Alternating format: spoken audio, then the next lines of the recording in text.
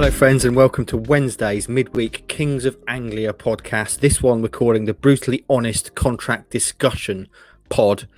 I think you can guess from that title what we're going to be discussing today. Just as Paul Cook hinted in his press conference this morning, we'll be discussing the out-of-contract players and whether or not they should be given new deals. I'm Mark Heath, I'm your host. I'm not officially here today, but I've stepped in to make sure we can get this done like a hero. But the true heroes, of course, the men whose opinions we all value and cherish and hang on their every word. Hutchie Warren, you all right, mate? You look a bit pissed off, don't mind me saying. just listening. You'll be due a 1% pay rise for your hero work today. Stepping in. I can't remember the last time any of us had a pay rise, mate. I think pay rise is something that's going to happen for a long time now. And your partner in crime, the dynamic duo. I don't know which one's Batman and which one's Robin, to be honest, but certainly you are a key team. Stuart Watson, you're looking smouldering today, my friend. How are you? I am officially here. I just need to say that for the record. Yeah. And I now can't think of anything other than me and Andy turning up to a game as Batman and Robin, a bit like the Only Fools and Horses episode. Absolutely. Who would be Batman and who would be Robin, just very quickly? I'll let Andy be Batman. Come on. That's fine. Everyone wants to be Batman, don't they? No one wants to be Robin. Can we get a motorbike and sidecar as well? Yeah, that would suit you perfectly, man. Why don't you both be Batmen? Maybe that's the way to go about it. Yeah. And also, just very quickly before we dive headfirst into this contract discussion, Hutchie, I know we had a question on Twitter about your office and how you've got permission to have pictures on the wall. You've got a town shirt behind you. You've got a rugby shirt just over your left-hand shoulder. How have you swung that? Was there a big discussion? Because that is also, obviously, as many people's, there's also your spare bedroom. Don't need a spare bedroom. No one's allowed to come and stay in it. True. This is an office with a bed in it, which I have also slept in some nights occasionally, and then I get out of that bed and come to work about 2 meters away. This is a very depressing room. Why? Because I'm in here a lot. Oh well. Yeah. And I've brightened the walls up with a couple of shirts, which if this room is ever needed for anything else again, will come down. What you can't see on the other walls is in front of me. I've got a little whiteboard, which is my matrix, which has got all of the big ideas on there. Oh my goodness. Top secret stuff. You can't see it. You're a big fan of a whiteboard, aren't you? I remember you long were advocating getting one in the office, but the Arch and Bean counters would not approve it. Surprisingly expensive if you want a decent one. Okay then, boys. Let's dive headfirst into contract chat. Paul Cook this morning, Stewie, you spoke to him. And as a segue into the chat we're about to have, he said that he's going to be having brutally honest conversations with players about contracts. Do you want to just bring folks up to speed and then we can jump into the meat of this chat? Yeah, Barry Cotter's contract termination by mutual consent this week is obviously a hook for some questions about the contract decisions coming up. I think last week when Andy spoke to him, he kind of alluded to some announcements will be made by the club in due course. Obviously, we've had one with Barry Cotter, and it's pretty clear that some more are to follow. Asked Paul if he's in a position to be offering contracts as well as cancelling contracts. He said yes to both, basically, that he wants to get contracts sorted one way or another as soon as possible. He's never been a manager that likes to have players coming to the end of their contracts. He doesn't think that's healthy all round.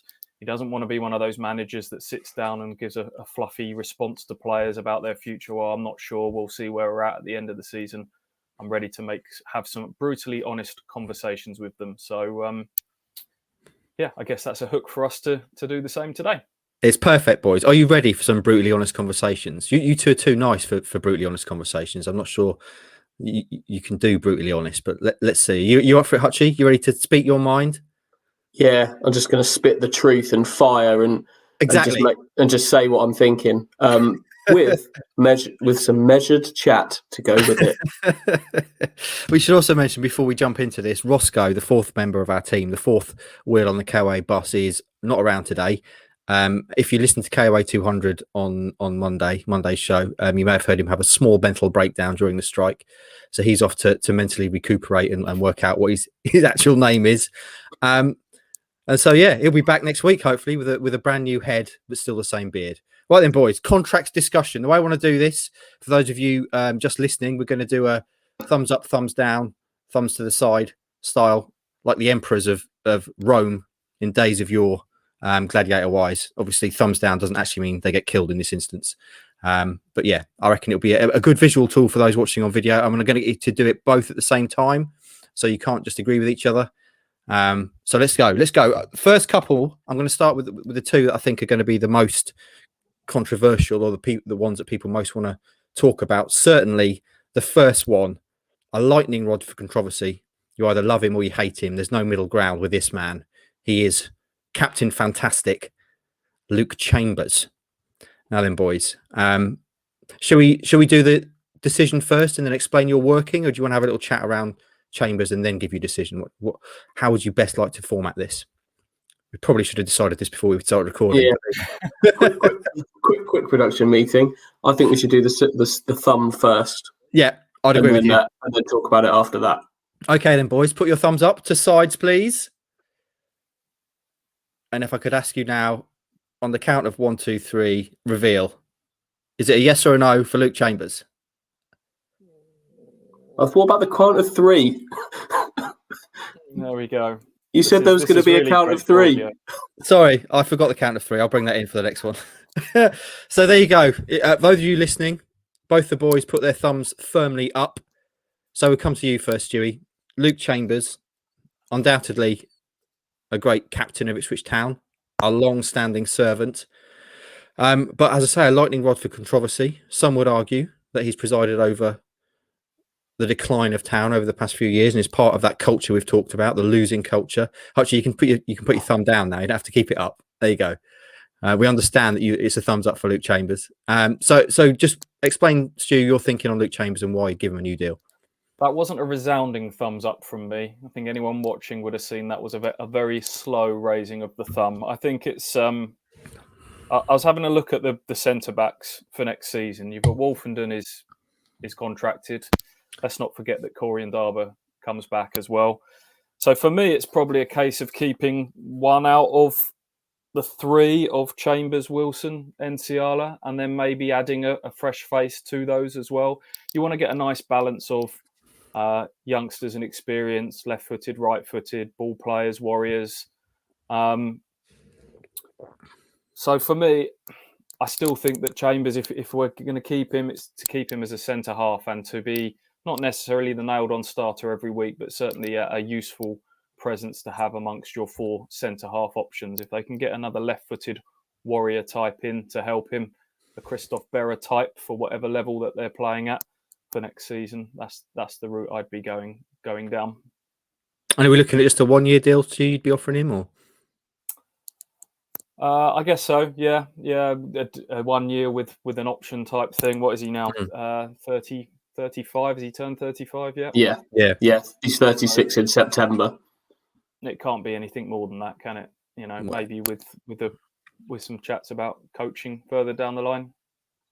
36, mere stripling, youngster of a lad, yet to reach his athletic prime. Good age. Absolutely. Good age. Absolutely.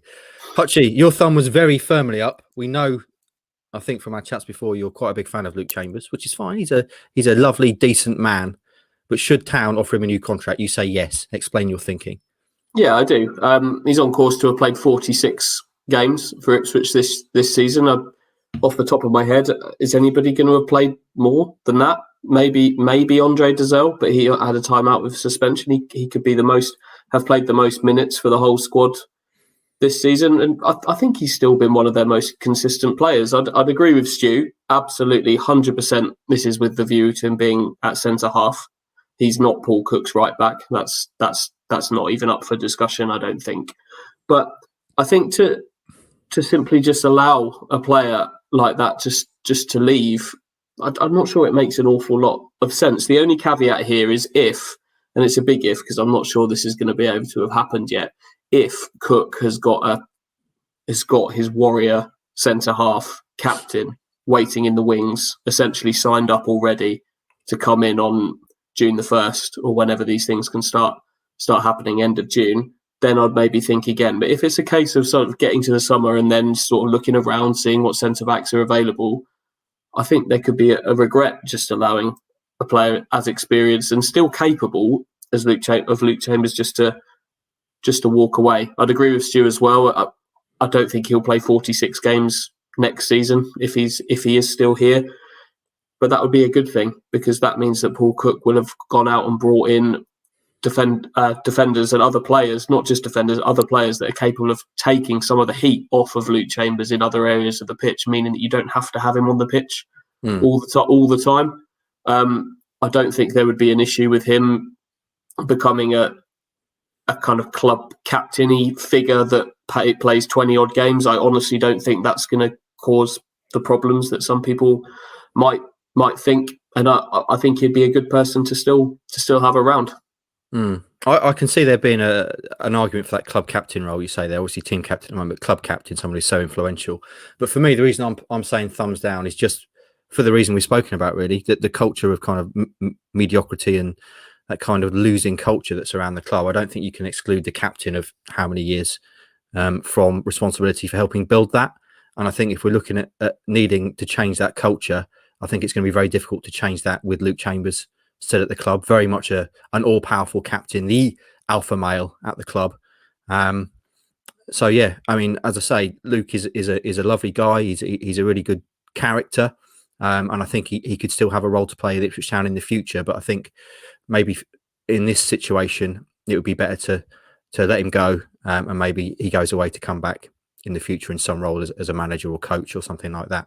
A tremendous servant to the club, but for me, if we're going to change the culture, I don't think you can do that with Luke Chambers still at the club. So there you go. I do get that. Before we move on from Luke Chambers, I do get the argument that the club needs a complete reset, and one of the you've done the manager part, but changing Luke Chambers would be the ultimate kind of new broom scenario, and would give somebody else the platform to step up and be that main character. But if we're talking about a squad short of leaders, it would seem maybe a little churlish to kind of throw one in the bin very readily.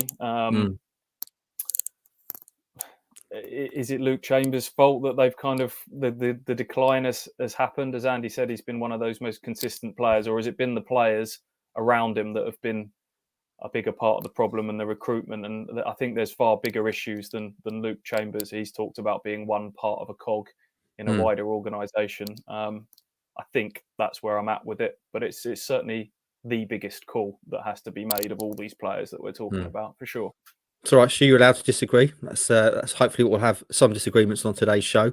Always makes for good listening and watching when we do. So Luke Chambers, you're both saying yes. I'm saying no for the reasons stated. And next, his partner in crime.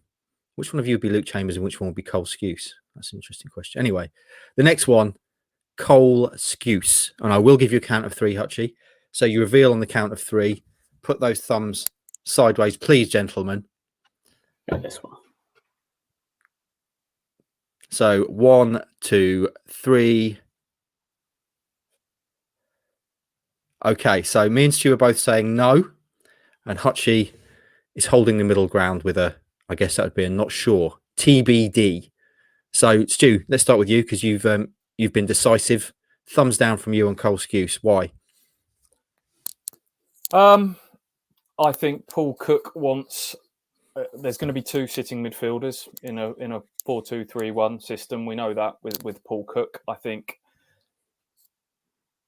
there needs to be a bit more, probably muscle, steel, whatever you'd want to call it in that midfield. I think Flynn Downs is the only one there. If I look at the players that are nailed on to be there for those two holding positions, it's Nolan, Dazelle, Downs, McGavin as well. So really, I think Dazelle Downs is probably looking like the partnership that's most likely out of those. And then I think it's one thing keeping hold of a 35-year-old centre half in Luke Chambers. I think for Cole Skuse, who's 35, I don't know when his birthday is, it's another thing for a central midfielder to kind of eke another season. And he will say that people have told him that he can go on for years, and the way he plays suits himself to that. And I understand that, but I think that might be that might be one that I'd be looking to freshen up there, especially given the lack of football that he's played this year and the injury that he's had. Is there any argument? We've seen it before with midfielders that Cole could move back into defence. Could he be a centre half? No, Hutchie, you're shaking your head.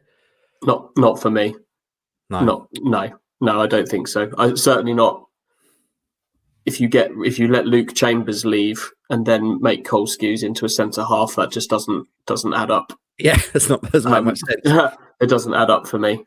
We saw him do it for a little bit at MK Dons in a game, and it kind of worked, but no, it's not for me. Okay, well, I'm going to try and explain why my thumbs were down, very much for the same reasons as Luke Chambers. The culture, I think Scouse probably has less to offer now as a player than Chambers does. But for me, obviously, Scouse is, again, one of the alpha males at the club. Him and Chambers, very, very powerful there. And I think if you're going to change the culture and start to build a winning mentality, you've got to get rid of people who have been part of building the culture that's there at the moment. And again, Cole, a lovely guy, really nice guy. I know you guys say he's one of the best guys to interview, always very giving of his time. But for me, again, I think he's one that maybe has to go away to come back. And you could see him maybe come back with Chambers in the future, boys, as a coaching team. Who knows? But Hutchie, you're saying undecided on Cole Skews. Undecided, but edging towards where you guys are. But I think he's got 11 games now. He's not going to play 11 games, but I think this period is massive for Cole Skews. He hasn't. I think if he'd played a whole season, we maybe would be thinking about him a little bit differently at this point. He hasn't. He needs to prove that he can still play, and he's got a shot at showing Paul Cook that he can be part of the group going forwards. I'm edging towards where both of you guys are, but I think in the next 2 months, I think he could just latch on to kind of be a squad player, help. And I think it's probably important for all of this to say this is that the abolition of the salary cap helps players here massively. Had the salary cap been in play, I'd have been probably in a firm thumbs down mode on Cole here. But the fact it's not there means there's no reason why they can't carry him as an extra head, possibly with some added coaching responsibility to go with his job at St Joe's that he's doing at the moment. So I'm thumbs in the middle, but there's some work to be done. Okay. I should just stress at this point, obviously there are a lot of players out of contract. We're going to focus on the 13 players who are first teamers, if you like. There are a lot of youngsters as well, and maybe we'll round them up at the end. But let's focus on the first teamers, boys, because those are the ones that are going to get the most headlines. And let's stick with defenders then. Next up, I know someone who's a big fan of this man. I reckon his thumb is going to be firmly up. James Wilson. Thumbs up, boys. Or to the side, rather. On the count of 3. 1, 2, 3. Oh! Now that is a shock. So Stu, me and Hutchie have kept our thumbs up if you're just listening and not watching, but Stu has gone thumbs down. Hutchie, let's start with you. Thumbs up, I agree with you. James Wilson, why would you give him a new contract? I'll take his option because I think he's the perfect squad centre back. He can kind of straddle both the roles. He's decent enough with his feet to not be a disaster playing out, but I just think he's a solid defender. I think if you let a solid defender who's physically still in good nick, if you let him leave, I think you'll just be looking for a like for like to come in his place, and that seems to me a bit silly. But I can absolutely see him moving on this summer, being allowed to move on. But if it was me, I wouldn't be doing that, because I think you'll just be looking to bring in somebody quite similar. So yeah, I'd keep him. Just a point of order there. You say take the option. I think most of these players have got the option to be taken, haven't they? Is it just Gwen Edwards? I don't think Luke Chambers has got one. I think that might need to be a fresh contract with Chambers. Gwen Edwards doesn't have one. And there are a couple of others that don't. But mainly in the main, yeah. Just to make it easy, we're talking about whether or not Town should keep them, essentially. Yeah. So there you go. And Stu, you say no to James Wilson. Why would you say that? Yeah, I think that will surprise people because, as Andy says, I think he's just a good, solid centre back at this level, and has arguably been one of their most consistent players when fit this season. But I did say at the start with the Luke Chambers chat that I think they need to be keeping one of those 3 centre halves. So I've given a bit of a spoiler as to where I need to go with those. So if I've said yes to Chambers, then I think for me, again, you know where I'm going to be going with Toto Nsiala in a minute. That there needs to be some sort of freshening up of the centre half positions. Wolfenden and Darber back. There's 2 youngsters that are ball players. Chambers, I'm keeping as one sort of experienced head it, kick it warrior type, and then I think they need to be looking for one more just to freshen things up and change that unit. Because I think if you were to keep one of the others, you're just going to end up with the same set of centre halves that you've got now. So it would be a gamble, as Andy says. You've got to be able to think that you can go out and get better than what you've got. But I think you could sell it to someone that you've got a chance to come in here and battle to be a real good chance of being a starting first choice centre half. For me, I said yes. I think James Wilson's a really good centre half at this level, and it makes sense to keep him around. He's the sort of player that you need, I think, in League One and potentially even Championship level, but certainly League One level. So there you go. This is another debate here. It's a lot. Are we doing this based on them not going up and still being in League One? Because it's a whole different conversation if they go up to the Championship as well. I'll be honest, most of my picks are based on them still being in League One. I think we're all agreed, aren't we, boys? We can't. I mean, obviously, you and me, Stu, both think they're not going to make the playoffs, and Andy has said he thinks they could, but I don't think any of us think they're going to go up, do we? No, I don't think they're going to get promoted. Famous last words. Hopefully it'll come back to bite us. That'd be nice. Right then, boys. Moving on. So that's two yes for Wilson, 1 no. And the guy who's been his partner at centre half for most of the season, Toto Nsiala, is the next one. So Stu, you've obviously already played your hand, if you like, but let's do it anyway. Thumbs up, boys. I'll go this time. 1, 2, 3. Okay, so it's the same result exactly for Toto as it was for Wilson. Stewie's saying no. Me and Hutchie are saying yes. Should we start with you, Stu? Same reasons as Wilson? Same reasons as Wilson. Again, Toto is absolutely fine for League One level. Let's not forget he was part of a Shrewsbury team that finished 3rd in the division. I think he's shown more this season that perhaps some of the errors have reduced a little bit. He's been a bit more consistent recently, but again, a bit like James Wilson, I'm not sure he's the type of centre half that's going to take them to the next level. And if ultimately we're talking about players that can get Ipswich promoted and progress, which is what we all want, he's probably one that's sort of associated with the Hurst era that probably need to move on from. Just a bit of a change there. Okay, Hutchie, you're saying yes to Toto. Your thoughts? Yeah, that's 3 thumbs up I've given to 3 centre halves. I don't think Paul Cook is going to keep all 3 of these centre halves. But for me, the real issues with this Ipswich team are in midfield and in attack. And it's going to be a busy summer. There's going to be a lot of deals needing to be done. I've got no problem with the centre halves. The fullbacks, big issue there. Cook needs to work on those fullbacks. I've got no problem with the centre half unit. I think I'd be surprised if he did keep them all. But if he did, I've really got no problem with that. It might just limit the amount of overall change that needs to be done, and they could focus a bit more on the areas of the team that have been a real issue. Although I take what Stu's saying. If we're talking about a League One team here, the trio of kind of Chambers, Nsiala, and Wilson, you're going to struggle to see them being a centre back, a Championship pairing in there for the following season if Cook can achieve what he wants to achieve and get them up.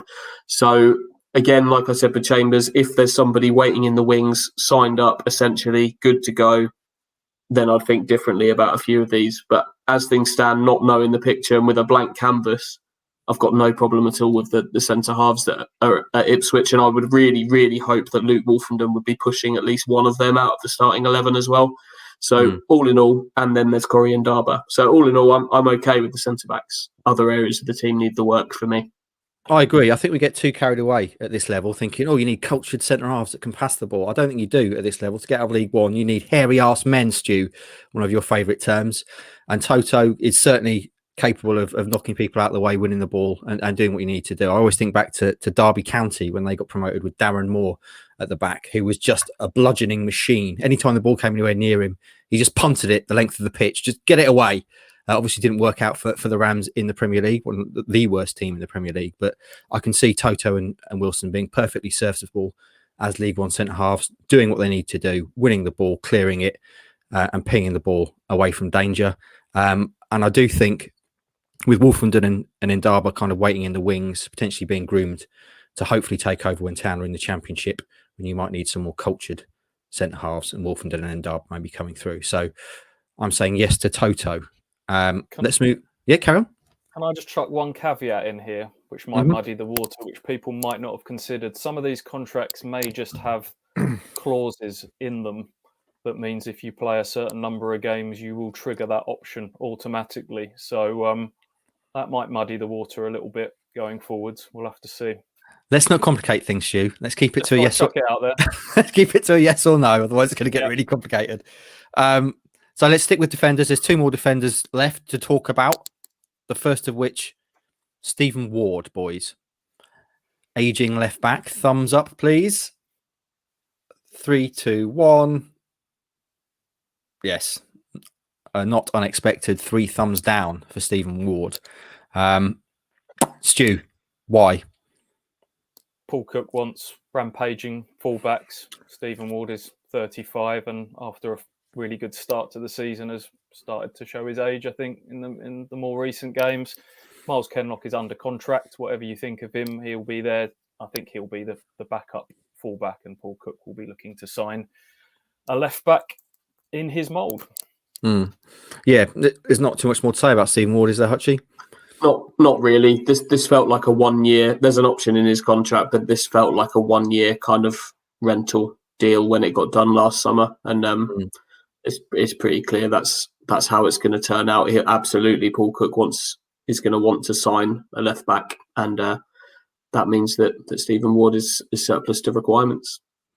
Okay, then, boys. Moving swiftly on, the final defender on the list, and this is an interesting one: the curious case of Janoy Dinassian. Gentlemen, put your thumbs to the side. 3, 2, 1. Oh, there we go. Oh, there it is. That was dramatic. That was kind of similar to Joaquin Phoenix in Gladiator there, Hutchie. You really built that role with the thumb slowly moving upwards. Thanks very much. Let's start with you. It's 3 thumbs up for those of you just listening. Hutchie, you made the biggest drama out of it, so let's come to you. Janoy, why would you keep him? He's absolutely fine as a right back. We've had this discussion quite a lot about Janoy, haven't we? He's absolutely fine. He's inexpensive. He's a decent defender. I think he's not the rampaging fullback that Stu's just mentioned there that Cook wants. He's not Kane Vincent-Young. But as a backup right back, I don't think he needs to be. If you let him go, you're going to have to go out and sign another one. There is no other right back in the squad. You're going to have to go and sign another one. Kane Vincent-Young, we hope for all the world, is the starter. There's no reason why Janoy Dinassian can't be a cost-effective, solid backup. And the fact that he can play right along the line as well is useful, isn't it? He could step in if need be at centre half if there's an injury crisis there. I know. Ask Paul Lambert about that, and we'll see. Paul Cook probably has never really worked with Janoy Dinassian, has he? So he'll have to work out where he sees him. But as a right back who can cover all the defensive positions, he's cheap. You're just going to have to go and replace him. It's just letting someone go for the sake of it. Yeah, and he's never really had a dreadful game for Town, has he, Stu? I've certainly never seen him let Town down, as it were. He's had bad moments for Ipswich. Yeah. I'm not going to rewrite history and say there's a reason that his career trajectory has been the way it has at Ipswich. He's fine, and he's summed it up for as you'd be keeping him as a backup right back, and this is where it's a little bit different for me because we're all hoping that Kane Vincent-Young is going to start week in, week out next season. Now, if you let Janoy go and you go and try and recruit a right back, that's a very hard pitch to say, come in and be my backup for the season. So while you've got a perfectly fine backup guy there, I'd just be keeping him. As Andy says, you've got to pick your battles this summer. There's going to be a lot of change. it would be very easy for us to sit here now and people will be screaming at this saying, just chuck the lot of them, get rid of the lot, start again.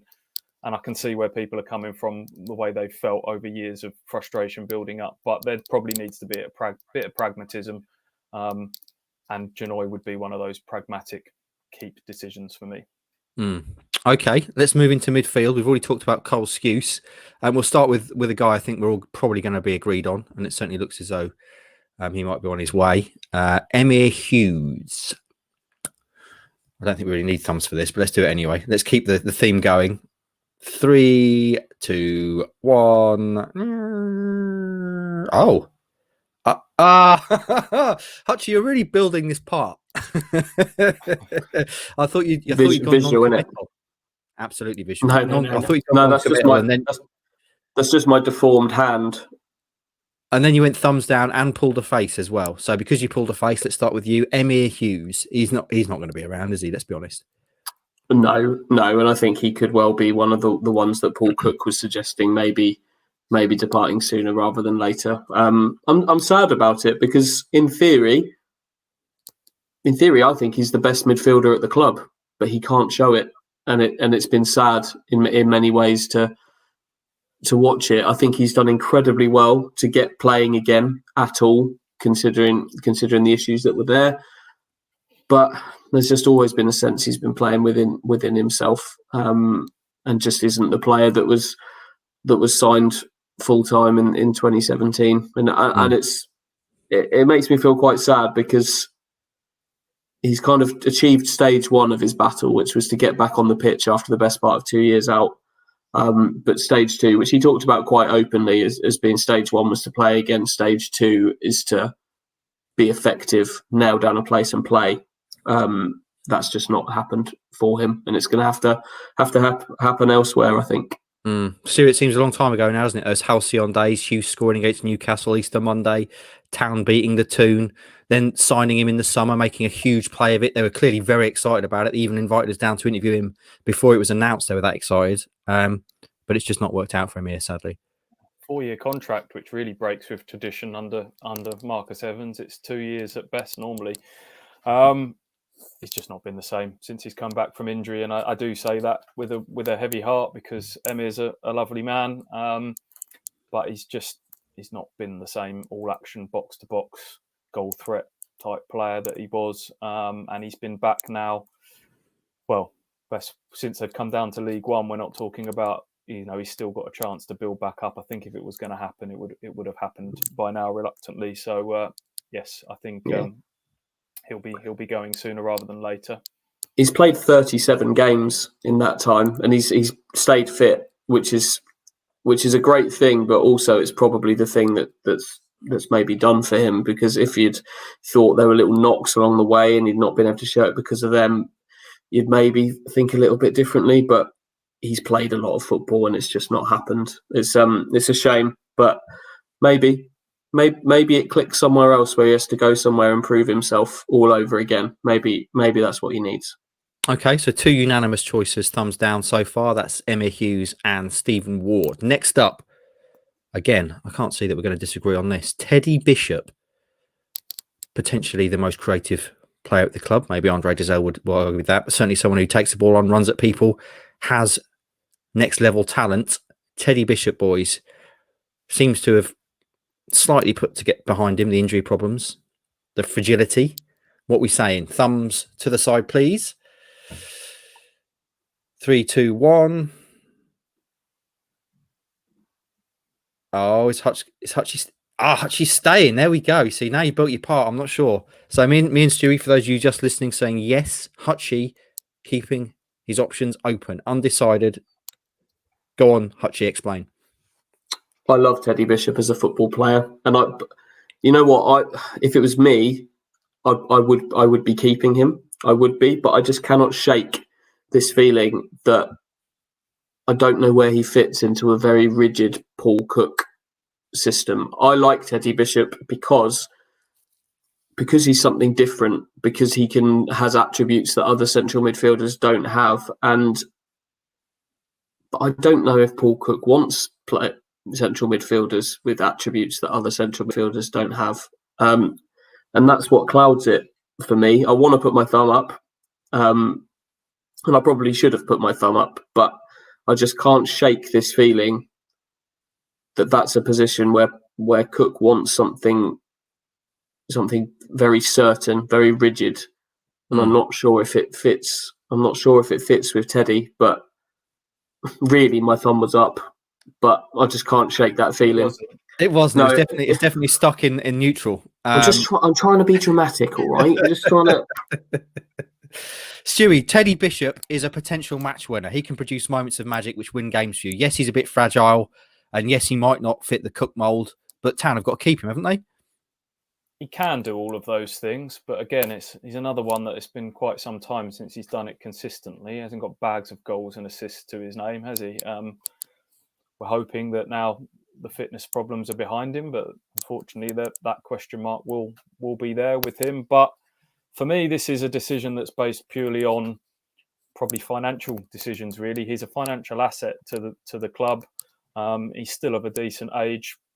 So for that reason, I've gone with Teddy and over somebody else, who we'll come on to in a minute, because what I will do is say that I think we've got to decide where these players, Paul Cook's got to write these players down in what positions, therefore, and make, we'll keep him because he might be able to play wide right one week and he might be able to play as the number 8 the next, and then he plays the number 10 the next week. I think they've fallen into a bad trap with that. Teddy Bishop, for me, if he stays in this system, he plays as the number 10.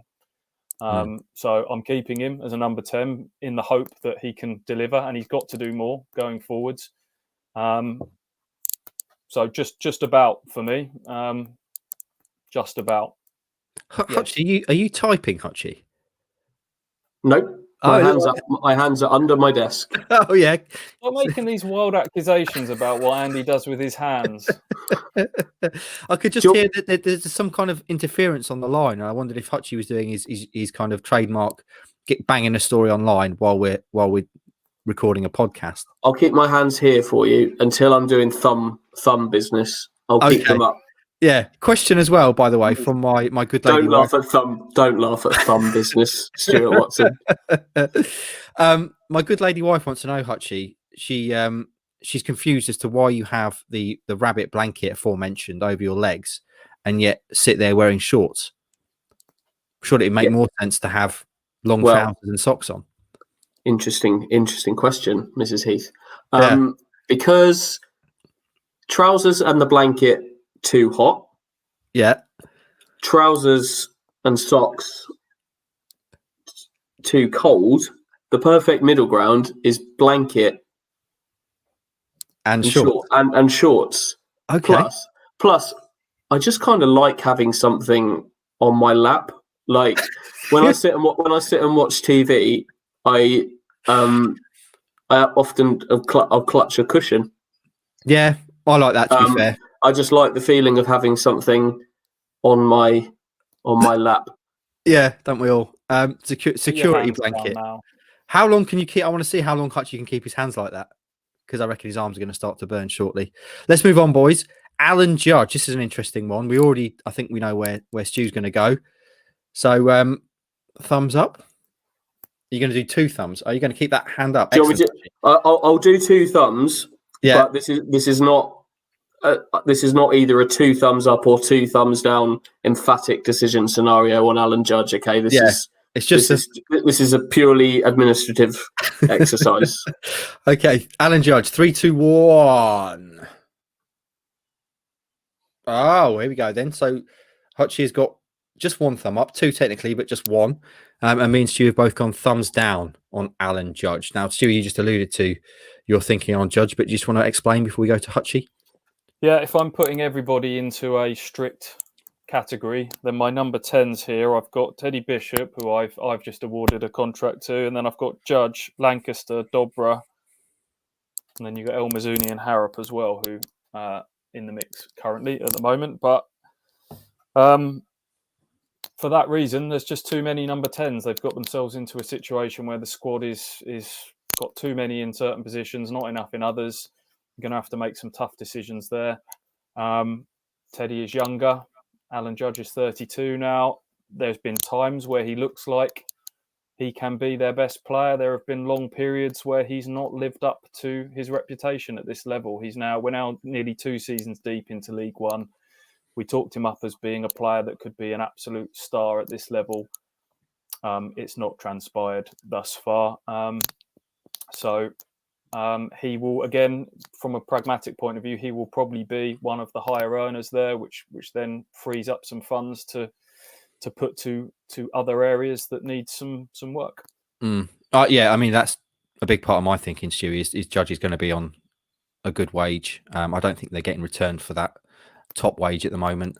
He's obviously a talented player, good player, one that you'd like to keep around, but for the wage that he's going to be on and what he's produced, I don't think he justifies keeping around, especially if you're keeping Bishop, like you say. So, Hutchie, you with thumbs up, Alan Judge. Just explain why you disagree with us. Yeah, wage was a part of my thinking as well, which is why there's caveats here. I wouldn't be taking his option. I would offer him a contract that's maybe more in keeping with some of the other members of the squad in that position. I just think he's their most natural of the number 10s of all these number 10s that we're talking about. I'm not sure about Bishop playing that far advanced. I think that gives him the ball in sort of tighter areas where he's not necessarily able to get a run on people. Lancaster, I actually really like him playing in a wide role. Dobro, I don't think is ready to play as a number 10 in League One just yet. Again, I think he's gonna have to play out wide there. El Mazzuni injury is coming off another injury. I just think he's the most natural of those number 10s. So while I'm not suggesting that he goes into next season as kind of a slam dunk starter in that position, and I think Cook's going to look for a player in every position of the pitch if he could. I genuinely think that. But I think Judge, as a number 10, not to be used as a winger, I think he's the most natural of all of them. So I'd look to keep him, but maybe there has to be a fresh contract there rather than an option taken. Maybe it's one that you see players where the deal runs down and actually he's a free agent and comes back. I don't know, but yeah, for me, he's the most natural of those number 10s. Yeah, I'd agree. I think if they are going to find out a way of keeping Judge at the club, he needs to take a pay cut compared to what he's on at the moment. Interesting one next, boys, because we know he's one of the players that doesn't have the option. Gwion Edwards started the season like absolute gangbusters, making Ross look like a genius, which is probably the first time ever, and has since stalled a little bit, like the team. What would you do with Gwion Edwards? Have your thumbs up, thumbs to the side. 3, 2, 1. Okay. Me and you are vibing today, Stu. We seem to be agreeing a lot. You and me are saying yes. Hutchie's saying no. Let's start with Hutchie. No to Gwion Edwards. I think the wide forward areas is the area of the pitch that needs the most attention. I think it's the area of the pitch that has let Ipswich down the most. Certainly this season, now the sort of a 4-2-3-1 was installed by Lambert and is being carried on by Cook. I think he asks an awful lot of players in those positions, and I think he'll look to recruit. I think that will be the heaviest area of recruitment, potentially, those wide forward areas. And for me, given that it would need to be a fresh contract, there's no option here. For me, it's probably a no. Okay. Stewie, what are your thoughts? Do you think Gwion's going to have a line of suitors waiting to sign him up on big money, or what do you reckon? What's your thinking? Line of suitors, yes. On big money / championship people falling over themselves to get him, probably no. Not been consistent enough. I know wingers by their nature probably have ups and downs, but I heard a Darragh McAntony podcast recently where he was talking about one of the reasons they let Gwion Edwards go is because they looked at his stats and he was a sort of a 20 game a season man and didn't realise he had as many sort of injury question marks against him, which has come to the fore a little bit this season as well. But so I'm not exactly. I've given him a thumbs up, and I'm not exactly giving him a glowing reference here. But this is another one of those pragmatic ones. the winger issue, for me, they're going to be looking to sign 2 or 3 wingers/wide forwards, as Andy says, people that can start to contribute goals and assists from that area of the pitch. But if I get rid of Gwion Edwards, then I've got none left on my list. And I don't want to really, again, you can't go out and sign loads and loads. So I think he'll be fine to have as one of 4 options for the wing areas. Yeah, I agree. I think we've seen what he can do at this level when he's at it, and I certainly think he'd be worth keeping around with Town still winning League One. I think he's more than capable at League One level of doing good things. Boys, Freddie Sears, signed by Mick all those years ago, started off like a train, scoring goals for fun, as they say. Then got lobbed out onto the wing, and we've never really seen Freddie since in terms of his best form. Obviously got injured and is now kind of on the fringes, really, you'd have to say. Freddie Sears, boys. Thumbs in position, please. 3, 2, 1. Yeah, as I expected. Another one that we all agree on. No to Freddie Sears, Hutchie. Yeah. It's another. I feel similar to Emir on this one, but it's just not happened for Freddie.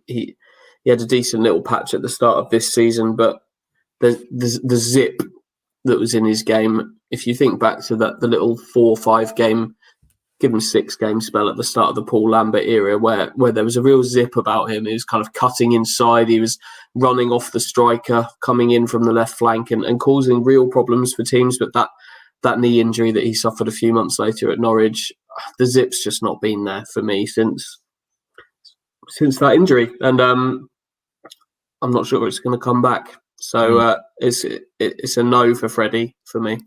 How old is Freddie? He's got, what is he, 30 something? I mean, he feels like he's been around forever, hasn't he? I think he's 31.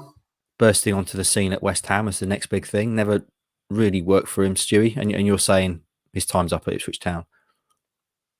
Yeah, not much more to add to that, really. I think his substitute appearance under Paul Cook at Wigan recently was probably the final nail in the coffin for him. Came on, gave the ball away twice in the lead up to both their goals. Or 2 of their goals. So he's a prime example, along with Emir Hughes, of players that just need to be freshened up for me.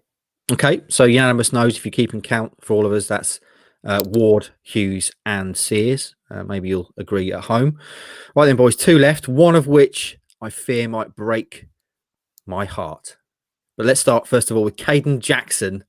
This is going to be an interesting one because obviously he's had a fairly disappointing season given what he did last year. Caden Jackson, boys, thumbs up. 3, 2, 1. Oh, yes. I'm going to say yes. So there's 2 yeses for those of you listening, me and Hutchie.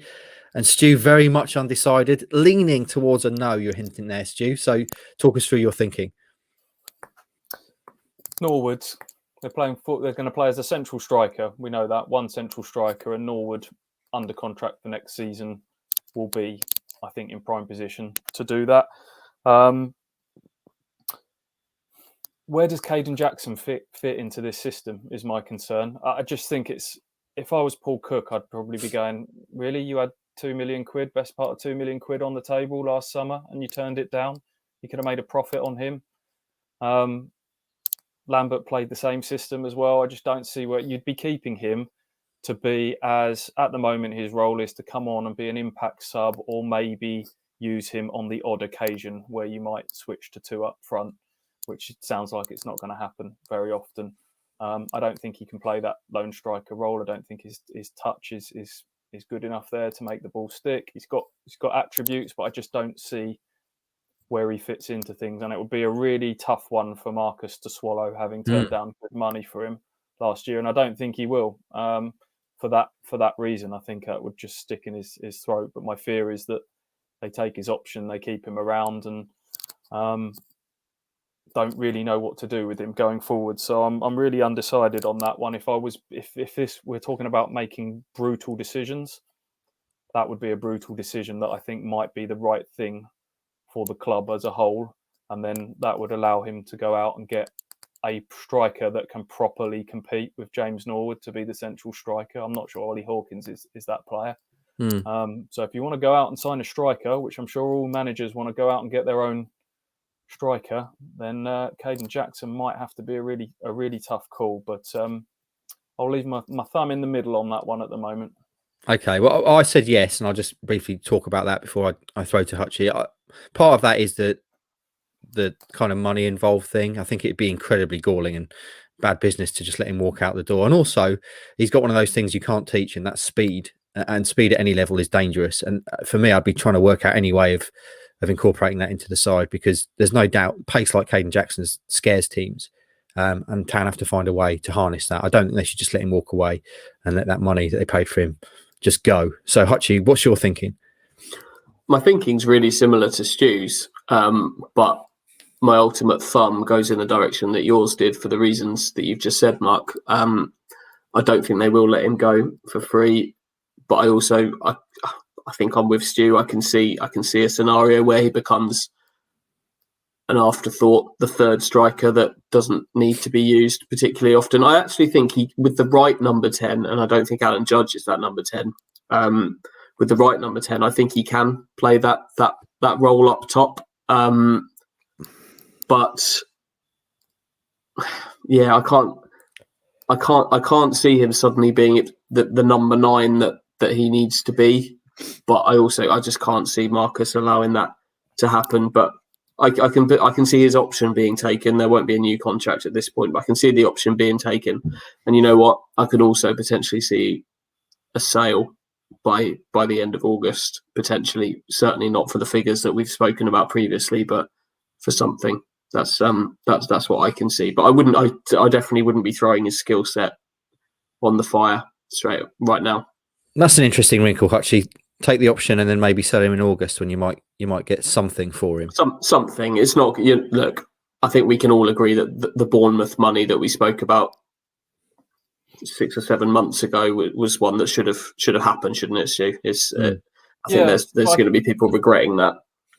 Yeah, but that ship has sailed now, and there's no point dwelling on that. And I think it's a dangerous game if you're almost taking an option and then thinking we don't really want him, but he's an asset, but we'll keep him anyway. And then he's going to pick up on those vibes? Are you getting the best out of him as a selling club? Then, I'm not sure if that's the best way to go into the market, because people will know that you want him to go. I don't know. It's a tough one there. What's gone on has gone on before. But speaking of tough one, boys, we've come to the final member of the first team bunch. Be still, my beating heart. And this is going to hurt, I think. Aaron Drizzy, Driznaldo, Driz the Biz, Drinan scored probably the goal of the season. Has been cruelly denied chances ever since. Aaron Drinan, boys, the Irish prince, yet to be crowned king. I think you know where my thumb's going, but and I think I sadly know where your thumb's going as well. 3, 2, 1. Oh, it's dreadful news. It's dreadful news. It is as I feared. Obviously, if you're listening, my thumb went up because he's going to score the winner in the playoff final. I don't think anyone actually thinks that's going to happen, but I'm still keeping that in there. I hope against hope that there's still a player in there somewhere, but my thumb's up really more in having to do that than anything else. Stewie, Aaron Drinan, your thoughts? Just not at the levels they need, unfortunately. Shown lots of good qualities this season, but I can't say much more than that, to be quite honest. It's just not good enough, basically. Yeah, essentially. It's essentially there. I just don't think he's. If we're talking about players that we're now going to take Ipswich to make them bona fide, genuine promotion contenders in League One that can carry them forward, he's not in that bracket for me. Yeah, sadly, I'd have to agree. I mean, clearly, my thumb went up as partly of jest and keeping that joke going. But I think we've seen probably that Aaron isn't quite at the level that Town need. Would you agree, Stewie? Hutchie, sorry. Yeah, I would. I think had Ollie Hawkins not been under contract for next season, maybe you'd think about taking an option if there is one in the contract. I'm not entirely sure if there is on this one. he's not an expensive striker in all of those discussions. But with Hawkins under contract for next season, I just don't think there's a space for him. He needs to flee the nest now. Find his own path. Stop going out on loan. Find a home and get playing. Okay, so that's the first teamers, boys. They're the kind of main players. Are there any others that you want to talk about? The kind of youngsters, because there's still the likes of El Mazzuni and Tristan Nydam, people like that. Is there any you particularly want to talk about, Hutchie? They've all got options in their contracts, and I'd be really surprised if they weren't taken. There's El Mazzuni is one, like you said. Nydam, Ben Morris is in there, which is one that really interests me. He's had 2 cruciate injuries in 2.5 years now, which is really, really tough. But every time I've seen him, I've quite liked him. Ipswich have a habit of looking after their young players when they've had these injuries, especially if there's an option in their contract. Again, they're not breaking the bank. So I'd expect those to get taken. To be completely honest, and I think that's probably the right thing, because they've not reached the end of their education yet as such. There's a few more in there, isn't there, like Liam Gibbs and players like that. Another interesting one, isn't he? Off the back of injuries, I'm sure they'll take their option on him because of where he's been at in his career before. But all of these players won't be with a sort of a first team push, or certainly no pressure on a first team push next season. But El Mazzuni, I'm not convinced by now. He's had a couple of loans out that have been sort of hit and miss. Didn't happen for him at Cambridge this time round, then found himself going to Grimsby as well. I've talked about the sort of glut of number 10s there. You just end up causing a bit of traffic in that position. So there might be a decision to make on him. He's had injury issues as well, hasn't he? Obviously got injured at Grimsby. I think he had problems before as well. And then the loans, really, is whether any of the loans would stay. I would say out of those, if there's a chance to maybe get Troy Parrott on another loan next season, I wouldn't rule that out. I don't think he's the only one. Yeah. Going back to the loans, the January crop we thought were pretty impressive, but they've not proved to be so at all, have they, in terms of return? Obviously, they were brought in by Lambert, but of that, was it Luke Matheson, Thomas, who was the other one? Parrott and Harrop. None of them have really done anything apart from Parrott. You'd have to say that as a class, actually, it's been disappointing, hasn't it, bringing them in? Yeah. They've in January, you want to bring in players that are going to instantly add something to the team, and they've, in the main, not done that. I think the only one I would be thinking about for next season is Parrott as the only one. Okay, that brings us to the end of the contracts chat. So there were 3, if you're keeping scores, there were 3 unanimous no's: Emir Hughes, Freddie Sears, and Stephen Ward. And there was only 1 unanimous yes, boys, and that was Janoy Donasian. Who would have predicted that before we started talking about it? Okay, Wigan this weekend, boys. And we got some team news from Mr. Cook this morning as well. One of those mainstays we've talked about there, James Wilson, is not going to be fit to play in this game. So what would you do? Clearly, KVY came back last week. If he was fully fit, he'd be out there at right back and Chambers would move inside. What do you think Mr. Cook will do, Stewie? Chambers has to play right back because there's no other options. Vincent Young, I think, would be a major risk to start him. And Cook's virtually confirmed that today. I could see Ken not coming back in at left back. I'm not sure. That might have just been a case of sort of dipping him out just for a game. Just see him coming back in. NCR will be one centre half, and then it's a case of McGuinness or Wolfenden at centre half. And the fact that McGuinness was on the bench ahead of Wolfenden at the weekend might just see him get the nod. I think he will be seen as maybe the more pragmatic short-term solution to getting wins. And then longer term, I could see Wolfenden being sort of groomed to certainly play a bigger role. I think McGuinness, there's the potential that McGuinness might already be away with Ireland under 21s for the weekend. That one, Troy Parrott definitely is. He's with the senior squad. He's not available, but I think McGuinness will have gone by then, unless they can hold him back. It might, if they could try and hold him back for a day. I don't know.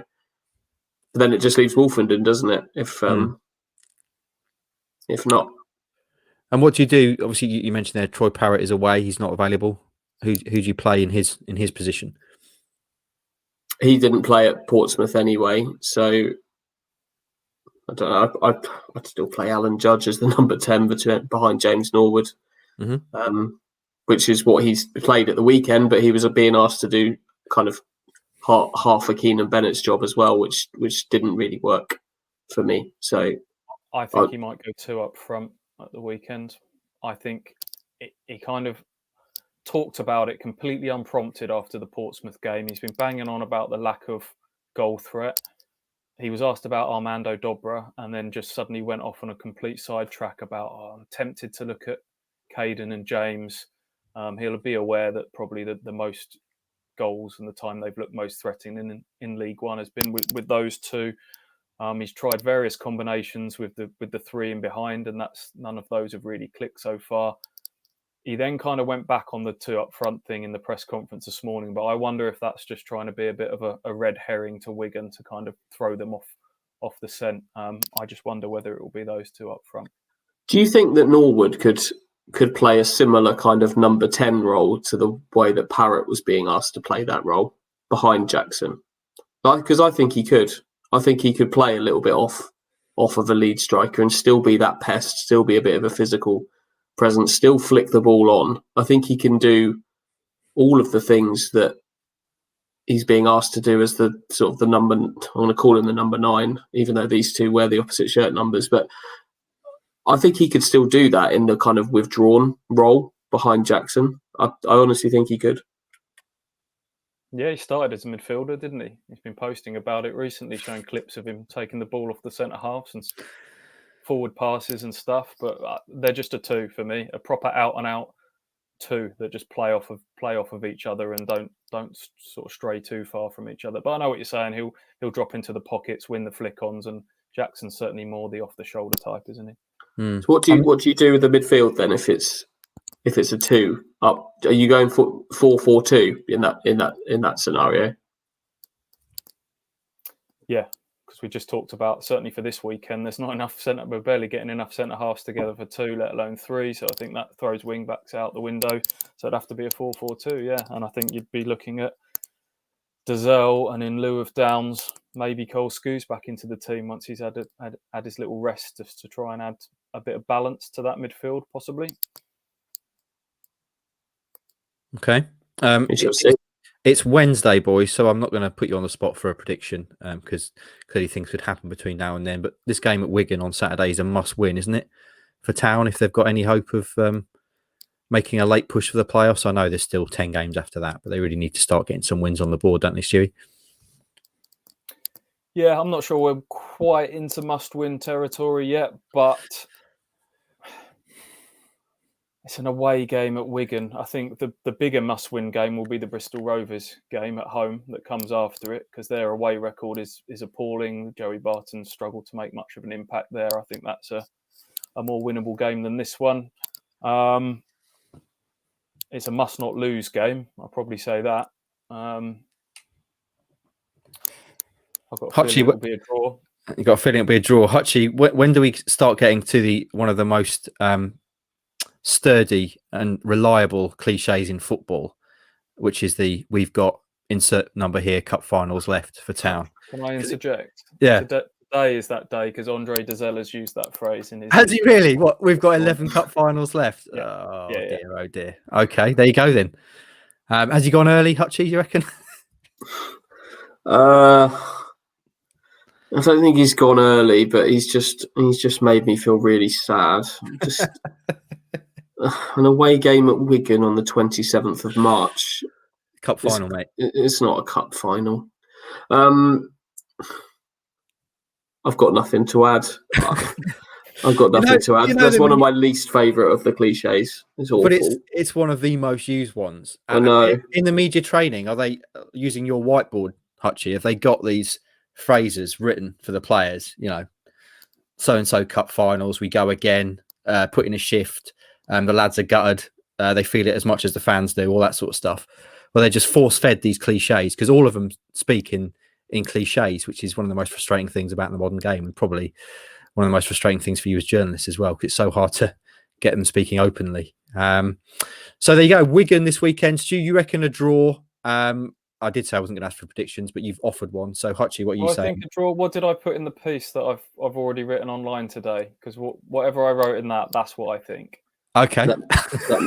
Let me check. I'm gonna tell you exactly what you think. We don't need to ask Hutchie because we know Hutchie's 1-1.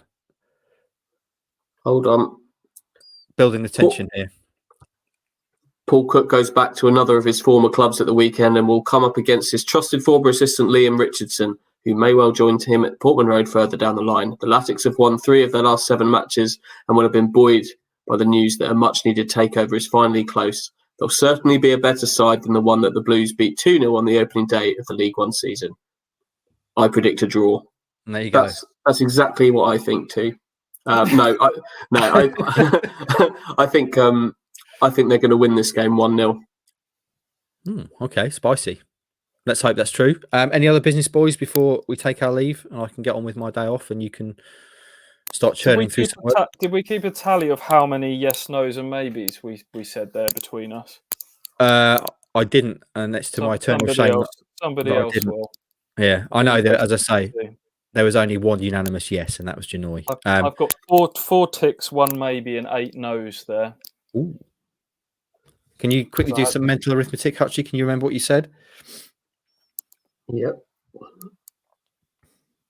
Talk amongst yourselves. Yeah, I'm counting as well. Hutchie, should we do a little dance or something for the people watching? This is great, isn't it? This is radio gold. So you said how many? 4 yes, 1 maybe. We'll come back to that in the next pod, maybe. Yeah. Okay. Let's move on. I've got some no's, some yeses, and a couple of maybes in there. Yeah. If you're in any doubt, go back and listen to it again because it's that good. My fear is that Andy's given out a lot of yeses and then also said that Paul Cook needs to sign players for every position and that they'll end up with another 50-man squad. I said he'll want to sign players for every. Someone needs to stop him. This has been an issue in the past, hasn't it? Managers wanting to sign players. Paul Lambert wanted to sign players at every turn, didn't he? And that's how you ended up with 32 senior pros. Hopefully there's somebody to help Paul Cook build a squad here. He's got his eyes open. Clearly, he knows the issue. So he's pretty firm that he wants a tight and small squad to work with next year. So there'll be exits. Will see.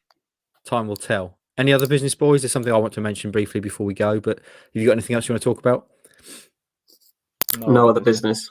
I should just mention this weekend, there's a lad from Ipswich in a big fight on Sky Sports box office. Ipswich Town Academy player, formerly of this parish, wants to fight at Portman Road one day. Fabio Wardley fights on Sky box office against 2-time world title challenger Eric Molina, guy who's fought both Deontay Wilder and Anthony Joshua for world titles. It's a big step up for Fab. It's unheard of what he's doing, really.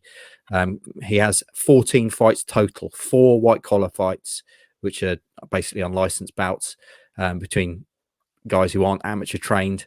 And then he turned pro. He's already the English champion, and this weekend he faces a 2-time world title challenger. And one day he hopes to fight Portman Road. There's a good interview. I say it's good. I carried it out. It's a great interview with Fabio Wardley on our site if you want to go back and watch it. And there's a video chat between me and Fab as well. He really is a nice lad. We talk about people speaking in cliches. Fab does none of that. He's very open and honest and kind of speaks from the heart. And he's a great role model and someone we should all get behind. Someone flying the Suffolk Sporting flag on the world stage, not just as a mediocre third-tier football side.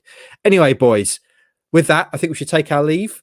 You are both away next week, so Furlough FC, I think for the final time, is going to deny us a podcast on Monday, but we're giving you 2 good ones this week, hopefully, KOA 200 and the big brutal contracts debate today. Have a great rest of the week. Enjoy your weekend. Hopefully, Town will get the win, and we'll speak to you again next time.